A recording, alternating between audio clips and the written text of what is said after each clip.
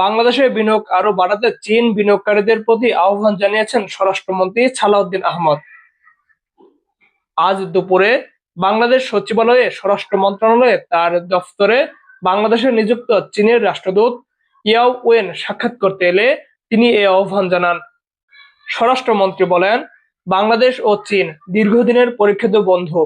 আঞ্চলিক ও কৌশলগত বাস্তবতায় দুই দেশের সম্পর্ককে নতুন উচ্চতায় নিয়ে যাওয়ার সুযোগ রয়েছে।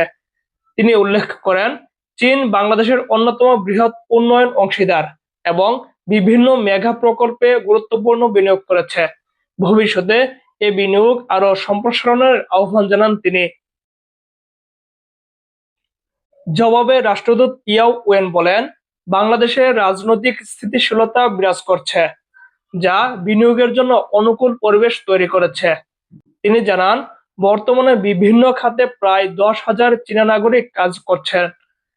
উন্নয়ন ও নিরাপত্তা একে অপরের পরিপূরক উল্লেখ করে তিনি আইন শৃঙ্খলা পরিস্থিতি আরো জোরদারের প্রতি গুরুত্বারোপ করেন। স্বরাষ্ট্রমন্ত্রী বলেন, জনগণের ভোটে নির্বাচিত বর্তমান সরকারের প্রধান অগ্রাধিকারই হলো আইন শৃঙ্খলা নিয়ন্ত্রণ ও স্থিতিশীলতা বজায় রাখা। বৈঠকে দুই দেশের মধ্যে নিরাপত্তা সহযোগিতা, সাইবার অপরাধ দমন, পুলিশ প্রশিক্ষণ, ব্যবসা বাণিজ্য সম্প্রসারণ এবং দ্বিপাক্ষিক সম্পর্ক জোরদার সহ বিভিন্ন পারস্পরিক স্বার্থ সংশ্লিষ্ট বিষয়ে আলোচনা করা হয়। বৈঠকের শুরুতে চীনা রাষ্ট্রদূত নবনিযুক্ত স্বরাষ্ট্রমন্ত্রীকে ফুলেল শুভেচ্ছা জানান এবং চীনের জননিরাপত্তা মন্ত্রীর শুভেচ্ছা বার্তা পৌঁছে দেন। পাশাপাশি চলতি বছরের সেপ্টেম্বরে চীন সফরের আহ্বান জানান।